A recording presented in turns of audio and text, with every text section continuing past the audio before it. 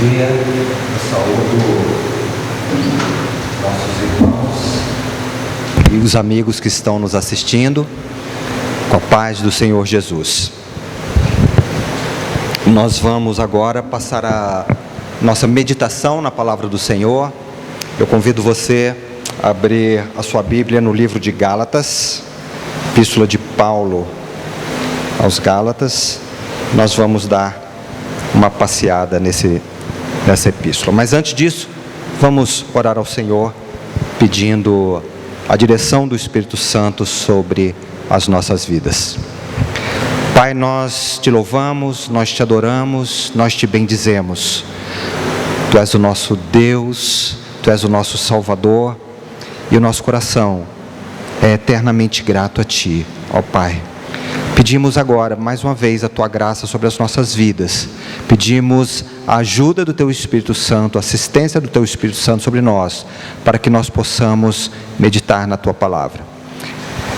Ajuda-me, Senhor, capacitando-me para expor a Tua palavra e somente a Tua palavra. E ajuda também os meus irmãos, ministrando aos seus corações nesta epístola aos Gálatas, Pai, assim como o Senhor já tem ministrado no meu próprio coração. Oramos assim, agradecidos em nome de Jesus. Amém. Nós cristãos tendemos a pensar na mensagem do Evangelho seria apenas para os não convertidos. Não é verdade? Quando a gente pensa assim, Evangelho, o que vem na sua mente? Alguma coisa que você pensa quando você precisa falar de Jesus para alguém, né? Uma doutrina básica, né? Mas isso é para não convertido. E assim nós pensamos no Evangelho fosse a porta de entrada da salvação, né? Então a pessoa entra na salvação por meio do Evangelho. Uma vez que você já entrou, aquilo ali fica ali guardado, e quando você vai falar com alguém, aí você se lembra, o Evangelho, né? E dessa forma, muitas vezes nós pensamos no Evangelho como algo que não tem implicações práticas na nossa própria vida, uma vez que nós já somos convertidos. Gálatas, entretanto, nos ensina que o Evangelho é algo que transforma radicalmente a nossa vida, que muda todo o nosso ser, o nosso coração, muda o modo que nós pensamos, muda a forma como nós abordamos absolutamente tudo na nossa vida, depois que nós nos convertemos. A mensagem do Evangelho, isso é, que cada um de nós somos muito piores do que aquilo que a gente gostaria de admitir, e que apesar disso, nós somos mais amados e aceitos por Deus do que nós jamais poderíamos imaginar. Essa mensagem, na nossa vida como cristãos, ela cria uma dinâmica poderosa e radical em direção ao crescimento pessoal, crescimento espiritual, à obediência e ao nosso amor a Deus e amor às pessoas. E nessa manhã eu convido então a meditarmos nessa verdade maravilhosa do Evangelho. Inicialmente, qual é o contexto que a Epístola de Gálatas foi escrita? Nós sabemos que no início da igreja era formada exclusivamente por judeus. Os discípulos de Jesus eram todos judeus, os primeiros cristãos eram todos judeus. Esses judeus eram circuncidados, os homens, obviamente, né? E eles continuaram a observar as práticas judaicas. Se você vai no livro de Atos, no início do livro de Atos, você vê que os discípulos iam ao templo, eles participavam das festividades, então eles continuaram cumprindo os deveres judaicos, né? Nessa época, a igreja não via a pessoa e a obra de Cristo como algo separado da lei. Na verdade, eles achavam e pensavam, né, que Jesus era o cumprimento da lei, o cumprimento do judaísmo, né? Quando os gentios, o tempo foi passando e os gentios começaram a se converter, a igreja percebeu, não, na verdade Jesus não veio só para o povo judeu, ele veio para todos, né? Então começaram a surgir mestres judaizantes no meio da igreja, e esses mestres, eles entendiam que os novos cristãos que se convertiam, os cristãos gentios que se convertiam, eles deveriam obedecer às práticas judaicas como eles mesmos faziam, né?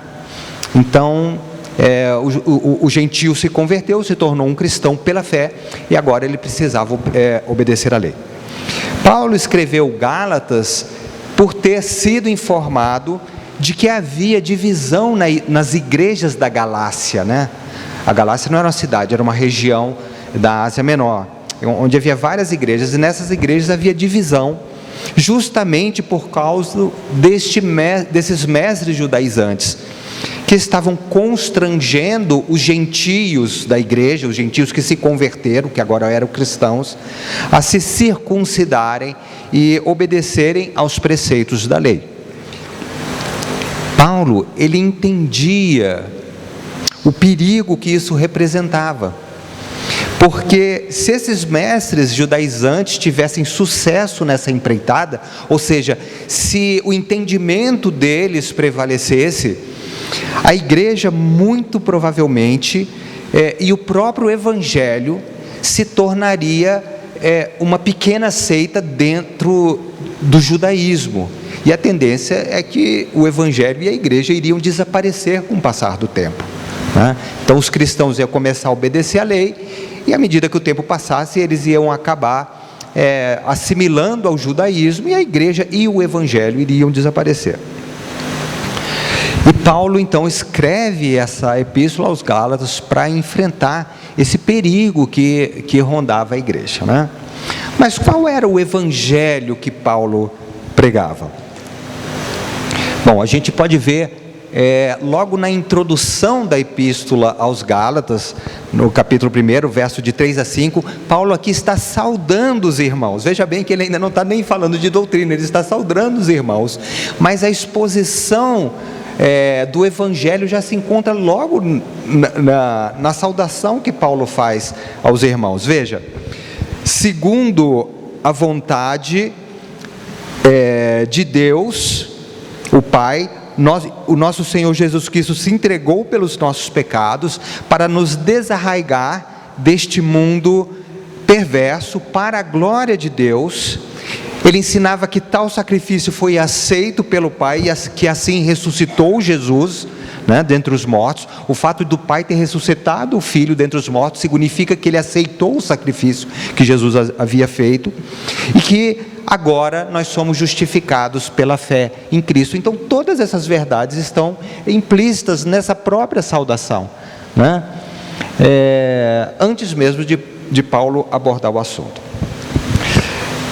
O fato é que dentro dessa mensagem, Paulo deixa claro que nós somos pecadores, impotentes para fazer qualquer coisa em benefício da nossa salvação, que é exclusivamente pela graça de Deus, por meio da fé em Jesus Cristo, que nós somos perdoados, nós somos purificados, nós somos capacitados a viver uma vida santa que agrada a Deus. É exclusivamente pela graça. E Paulo diz que todo evangelho, na sequência, né, que todo evangelho diferente do evangelho da graça deve ser rejeitado. Veja o verso 6: admira-me que estejais passando tão depressa daquele que vos chamou na graça de Cristo para outro evangelho, né? Então esse evangelho ele deve ser rejeitado, o qual não é outro senão que há algum entre vós que perturbam e querem perverter o evangelho de Cristo. Então veja, esse evangelho, evangelho diferente do evangelho que Paulo transmitiu aos Gálatas, deve ser rejeitado. Primeiro, porque verso 7 é uma perversão do evangelho da graça. Qualquer outra mensagem está pervertendo a mensagem do evangelho da graça. E segundo, porque esse evangelho diferente, ele vai trazer maldição, né? E Paulo chega a dizer que mesmo que ele próprio, ou um anjo vindo do céu, pregue outro evangelho que é maldito. Então qualquer mensagem que distorce o evangelho, que perverte o evangelho, que acrescenta ou subtrai qualquer coisa do evangelho, traz maldição. E qual é a relevância dessa discussão que trata Gálatas? Veja, alguém pode dizer assim: essa discussão é meio desconectada da realidade da igreja atual. Não é verdade?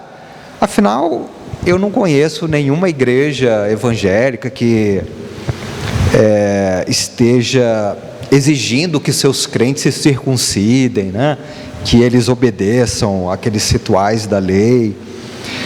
Mas a questão, o problema tratado em Gálatas, ele se manifesta na igreja atual de outras formas, né? Então essa é uma discussão atual. No passado, os mestres judaizantes ensinaram que para alcançar a salvação, depois de crer, a pessoa precisava se circuncidar e cumprir a lei. Isso é o que eles queriam. Vejam, eles não estavam ensinando que a salvação era pela lei, mas que depois da pessoa se tornar um cristão pela fé, você deveria obedecer à lei. Então eles aceitavam o sacrifício de Cristo, eles pregavam a salvação pela fé, mas uma vez que você fosse um cristão, você precisava obedecer à lei. É por isso que Paulo afirma que esses mestres estavam pervertendo o evangelho da graça, conforme verso 7 do capítulo 1, ao estabelecer uma justiça pessoal que deveria ser alcançada pelo esforço próprio, isso é, o crente deveria se esforçar para obedecer à lei. Eles estavam pervertendo o evangelho e afastando os cristãos da graça de Deus. Qualquer evangelho que não é o verdadeiro evangelho afasta as pessoas da graça de Deus. Se você acrescentar alguma coisa ao evangelho, se você tirar alguma coisa do evangelho, você está afastando as pessoas da graça de Deus. Mas hoje, da mesma forma, é possível encontrar no meio da igreja determinados grupos, denominações que pregam o evangelho que não é exatamente o evangelho da graça. Ensina-se implícita ou explicitamente, por exemplo, apenas para citar alguns exemplos, que para você ser salvo, você precisa entregar sua vida a Cristo, embora essa expressão não esteja em nenhum lugar nos evangelhos, nem nas epístolas, e essa entrega deve vir acompanhada de crenças certas e também de um comportamento correto. Então eu preciso entregar a minha vida e a partir disso eu preciso crer em determinadas doutrinas de forma correta e eu preciso de ter um determinado comportamento de forma correta. Isso é bem típico de várias igrejas evangélicas. E igrejas liberais, por outro lado, não se dá muita ênfase exatamente no que a pessoa crê, né?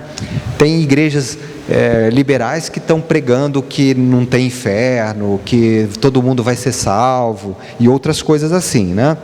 Desde que a pessoa seja boa e amorosa. Então veja, mais uma vez, a salvação é retirada, o caminho da salvação é retirado da graça de Deus e colocado no esforço da pessoa e no mérito dela ser uma pessoa boa e amorosa. Por outro lado, a gente, né, tem um terceiro exemplo, a gente também tem igrejas legalistas, onde além de crer, você precisa ter um viver santo. Você tem que crer nas coisas certas, mas depois que você é um cristão, você tem que viver uma vida santa, e essa vida santa, ela é geralmente entendida como a obediência a uma série de regras relacionadas ao vestuário, a comida, a bebida, ao tipo de diversão que a pessoa pode ou não pode ter, regras de namoro, etc., né?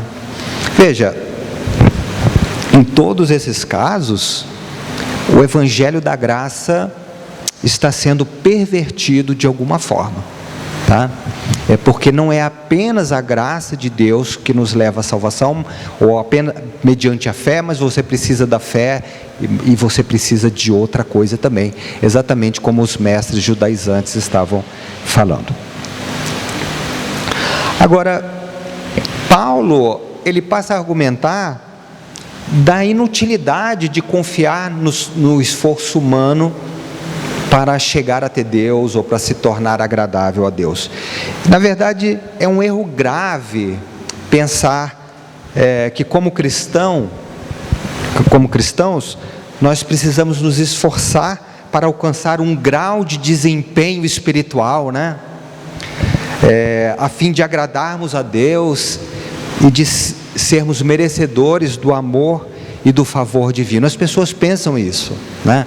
Eu preciso orar tanto, eu preciso dar o dízimo, eu preciso fazer jejum, eu preciso vir na igreja, porque senão Deus não vai me abençoar. Deus, eu não vou estar numa situação favorável diante de Deus, eu não vou ser aceito por Deus, minhas orações não vão ser aceitas por Deus, e na verdade isso é um grande erro. Alguém poderia contra-argumentar dizendo assim: mas a Bíblia diz que nós devemos ser santos, né? É verdade, a Bíblia diz que nós devemos ser santos, e agora você está dizendo aí que se eu crer, eu posso viver a vida cristã de qualquer forma, que eu não preciso dar dízimo, não preciso ir na igreja, não preciso orar, né? Não preciso ter um procedimento correto, e posso até pecar? Bom, não. E os textos de Gálatas 2 que nós vamos meditar, e no início de Gálatas 5, alguns versículos também, Paulo trata justamente dessas questões. No capítulo 2, nós vamos ver do verso 15 ao verso 21, onde Paulo aqui apresenta alguma argumentação. Nós, judeus por natureza, e não pecadores como gentios, pois Paulo está dizendo que eles eram judeus e não pecadores como gentios. Lógico, os judeus eram pecadores, e o Antigo Testamento nos mostra isso do começo ao fim, não é? Mas eles não eram pecadores como gentios, porque eles procuravam agradar a Deus através da obediência da lei. Então eles eram pecadores, mas não pecadores como gentios, porque eles tinham a lei e eles procuravam obedecer a lei. Verso 16: sabendo contudo que o homem não é justificado por obras da lei, sim mediante a fé em Jesus Cristo, também temos crido em Jesus, para que fôssemos justificados pela fé em Cristo e não por obras da lei, pois por obras da lei ninguém será justificado. Paulo continua uma discussão porque Pedro, ele parou de obedecer à lei, mas aí começaram a pressionar Pedro e ele se afastou dos gentios. Paulo disse que repreendeu Pedro. Ele fala: não, nós somos judeus, nós não somos pecadores como gentios, mas a gente entendeu que precisávamos crer para ser salvos. E nós cremos, porque a gente sabe que ninguém vai ser salvo por obras. Ninguém vai ser salvo pela obediência da lei. Essa é a argumentação. A fé em Cristo é a única forma de um pecador ser justificado diante de Deus e de ser aceito diante de Deus. E ele continua nos versos 17 e 18. Esses dois versos, numa primeira leitura, eles apresentam alguma dificuldade, né? Mas eles ficam mais claros quando a gente considera o contexto dos versos anteriores. Paulo diz: mas se procurando ser justificado em Cristo, fomos nós mesmos também achados pecadores, dar-se-á o caso de ser Cristo ministro do pecado? Certo que não, porque se torna a edificar aquilo que destruir, a mim mesmo constituo transgressor. Paulo aqui não estava falando, procurando ser justificado em Cristo, fomos nós mesmos achados pecadores. Ele não estava dizendo que eu me converti pela fé em Cristo e agora comecei a pecar. Não, ele estava atacando os judaizantes. Se eu entendi que eu sou salvo pela fé e eu criei em Cristo, agora eu vou ser achado pecador? Como assim? Bom, a explicação para esse versículo está no capítulo 3. Eu separei esses versos que nos ajudam a entender que os que são da obra da lei estão debaixo de maldição, verso 10. Porque a lei diz que é maldito todo aquele que não guarda todas as palavras da lei. Então, se a pessoa tropeçar num pequeno ponto, ela está debaixo de maldição. Cristo nos resgatou da maldição da lei ao ir para a cruz, verso 13. E a Escritura, isto é, a lei, né? Ela encerrou tudo sobre o pecado para que a promessa fosse concedida aos que creem mediante a fé em Jesus. Ora, o que Paulo está nos ensinando aqui é que a lei nunca foi um meio de salvação. A lei teve a finalidade de encerrar tudo debaixo do pecado, para as pessoas entenderem que elas são pecadoras, e a lei dessa forma conduzisse as pessoas até Cristo. A lei mostra para aquele que está debaixo da lei que ele é pecador, que ele está debaixo de maldição e que não há nada que ele possa fazer para ser salvo. Então Paulo diz: ora, depois de eu crer em Cristo, eu vou voltar para o pecado, porque o objetivo da lei é mostrar que você é pecador. Isso não faz sentido. Eu vou voltar para estar debaixo de maldição, eu vou voltar para aquela situação onde eu estava diante da lei, onde eu queria obedecer a Deus e não consigo. Ele falou assim: não, Cristo não é ministro do pecado. E aí fica então, fica claro o que esses versos 17 e 18, se você está procurando ser justificado com Cristo, eu não vou voltar para a lei, para justamente estar debaixo da maldição da lei, porque Cristo já me resgatou da maldição da lei. Então, se eu torno a edificar aquilo que eu destruí, o que eu destruí? A obediência à lei, porque Cristo já me resgatou disso. Agora eu vou construir isso de novo. A mim mesmo eu me constituo transgressor e incorro em pecado. Então, o ponto aqui de Paulo é que qualquer tentativa humana de obter a justificação diante de Deus por obras, ou de ser aceitável a Deus por merecimento próprio, além de ser inútil, ainda afasta a pessoa da graça de Deus, porque você está rejeitando a graça de Deus ao tentar se tornar aceitável diante de Deus, ou conquistar o amor de Deus por meio do seu mérito. Agora Paulo, nos versos seguintes, de 19 a 21, ele traz um conceito que vai de encontro ao Evangelho, que é uma coisa fantástica. Ele diz: porque eu, mediante a própria lei, morri para a lei, a fim de viver para Deus, estou crucificado com Cristo. Então, esse versículo, Paulo está dizendo que ao tentar chegar a Deus por esforço próprio, pela obediência da lei, ele entendeu que isso era possível, que era impossível. Ele entendeu que ele era um pecador e que ele jamais conseguiria agradar a Deus pelo esforço dele. Ele diz em Romanos 7, o bem que eu quero fazer eu não faço, mas o mal que eu não quero fazer eu faço.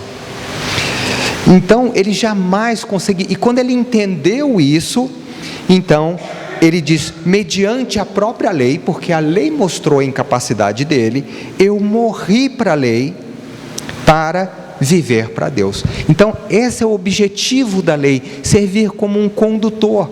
A pessoa, antes de Jesus vir, tentava obedecer a Deus pela lei, e a lei mostrava que ela não conseguia, e ela pela fé cria em Deus e era salva, mesmo no Antigo Testamento, salva pela fé. E quando Cristo veio, então todo mundo pode agora ir a Cristo, abandonando a lei, porque ela já cumpriu a finalidade dela.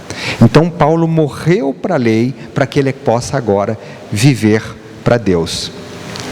Verso 20, logo já não sou eu quem vive, mas Cristo vive em mim, e esse viver que agora tenho na carne, vivo na fé no Filho de Deus, que me amou e a si mesmo se entregou por mim. Há aqui uma inconsistência aparente nesse versículo, porque Paulo diz que não vive, depois ele diz essa vida que vivo, né? Então não sou eu que vivo, então Paulo não vive, mas ele diz essa vida que agora vivo na carne. E a chave para a interpretação desse versículo é que ao nos convertermos, nós passamos a estar em Cristo. cada um de nós, quando nasceu de novo, passou a estar em Cristo, né? Jesus fala disso em João 15, quando ele fala que ele é a videira verdadeira, né? Vocês são os ramos que estão em mim. Então, Cristo está em nós e nós estamos em Cristo. Então, na verdade, a nossa vida, na verdade nós morremos, né? Não sou eu que vive, Cristo que vive em mim. E essa vida que nós vivemos agora, nós vivemos pela fé no Filho de Deus, que nos amou, né? Que nos amou, que me amou e a si mesmo se entregou por mim. Então, quando eu estou em Cristo, quando você está em Cristo, e todo cristão, todo filho de Deus está em Cristo, né? Paulo repete essa expressão várias vezes, que nós estamos assentados nas regiões celestiais em Cristo Jesus, né? Ele fala várias vezes que nós estamos em Cristo. Até no capítulo seguinte ele diz, pois todos quantos fossem batizados em Cristo, 3:27, de Cristo vos revestistes, né? Então nós estamos em Cristo, nós estamos revestidos de Cristo. E isso significa que quando eu estou em Cristo, quando você está em Cristo, Deus olha para nós e Ele vê a justiça de Cristo. Quando eu olho para mim, eu vejo meus fracassos, eu vejo que eu falei coisas que eu não queria falar, que eu fiz coisas que eu não queria fazer, que eu deixei coisas que eu sabia que eu deveria ter feito, não vi, porque eu vejo que eu não consigo atingir o padrão de Deus. A santidade de Deus é absoluta, Deus é uma santidade perfeita. E o que Deus exige de mim? Quando Jesus falou, sede vós perfeitos como é perfeito o vosso Pai. Mas quando eu olho para mim, eu não consigo ver perfeição nenhuma. Pelo contrário, quanto mais eu tento, me esforço para agradar a Deus, mais eu vejo quão distante eu estou do padrão de Deus.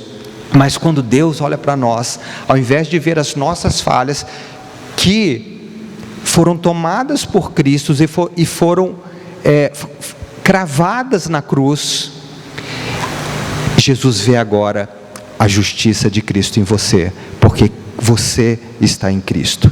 Ele te aceita na presença dEle, como Ele aceita o seu próprio Filho.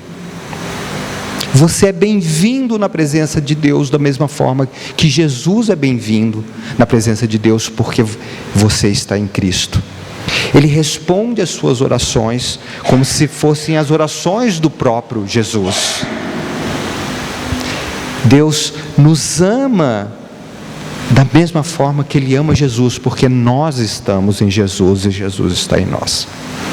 E Ele fala então na segunda parte do versículo 20, não somente isso, mas eu vivo a vida que me resta nessa terra pela fé, tendo por motivação dos meus atos o fato de saber que Cristo me amou e se entregou por mim.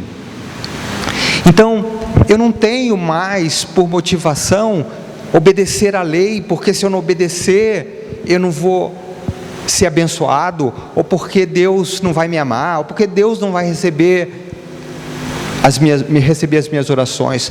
Não, eu entendo que eu já morri para a lei, e agora eu estou em Cristo, que Deus te ama da mesma forma que Ele ama Cristo. Você pisou na bola, você fez de novo aquilo que você não devia ter feito, mas quando Deus olha para você, Ele vê a justiça perfeita de Cristo na sua vida. Cristo viveu nessa terra, a única pessoa que cumpriu a lei, Ele cumpriu a justiça de Deus de uma forma perfeita, e quando Deus olha para você, é essa justiça que Ele vê, e não as suas falhas. O que me move não é mais o medo, se eu não fizer isso, Deus não vai me abençoar. A culpa, eu sei que eu não consigo fazer o que a Bíblia pede de mim. Ou o orgulho, né? Diz, eu faço isso, como fariseu, né? Graças a Deus que eu não sou como os demais homens, eu dou dízimo, eu jejuo não sei quantas vezes. Então, nem o orgulho vai ser a minha motivação, né? Nem mesmo a tentativa de ser aceito por Deus. Eu vou fazer o que está escrito aqui, porque senão Deus não vai me abençoar. E qualquer outra causa, não. A única coisa que me move nessa vida, a minha única motivação é buscar entender a vontade de Deus e buscar cumpri-la diante desse tão imenso amor que foi revelado por Deus em Jesus. Eu sei que em Cristo, por meio da fé, eu sou amado e aceito. E agora eu vivo para agradá-lo, né? Por causa do meu amor para com Deus. É o meu amor que me move. E isso é completamente diferente de fazer as coisas debaixo da lei, porque senão você está debaixo de maldição. Mas essa verdade maravilhosa que é o Evangelho, que é necessário para o cristão. Então o Evangelho não é algo apenas para um novo convertido, apenas para o não convertido, mas é algo que quando nós temos na nossa mente, no nosso coração, dirige toda a nossa vida, nos ajuda a viver a nossa vida. Então isso nos leva de volta à pergunta: se Cristo me libertou da lei, dos mandamentos e do legalismo, então eu sou livre para fazer o que eu quiser, eu sou livre para me viver minha vida de qualquer maneira? E Paulo responde a essas questões no capítulo 5. Eu separei aqui alguns versículos onde Paulo trata exatamente dessa questão. Para a liberdade foi que Cristo nos libertou. Permanecei, pois, firmes e não submetais de novo ao jugo de escravidão. Que jugo de escravidão é esse aqui? É o legalismo, né? Porque nós, pelo Espírito, aguardamos a esperança da justiça que provém da fé. A justiça que eu estou esperando não é a justiça de que eu sou bonzinho, não é a justiça de que eu sou santo, de que eu me esforcei, de que eu consigo fazer o que a Bíblia fala. A minha justiça é porque eu creio em Cristo e a justiça de Cristo está na minha vida. Porque nós, pelo Espírito, aguardamos a esperança da justiça que provém da fé. Vós, irmãos, foste chamados à liberdade, porém não useis da liberdade para dar ocasião à carne. Então eu estou liberto da lei, mas essa liberdade não é uma libertinagem. Eu não devo agora dar ocasião à carne. Não, eu sou livre da lei para quê? Eu sou livre para ser aquela pessoa que Deus me criou para ser. Ele me criou para a glória dele. Ele me criou para viver em comunhão com Ele. Ele me criou para que nós tivéssemos um relacionamento íntimo de Criador e criatura, compartilhássemos o amor. Deus nos ama e nós o amamos acima de todas as coisas. Mas é por meio do meu esforço que eu vou conseguir isso?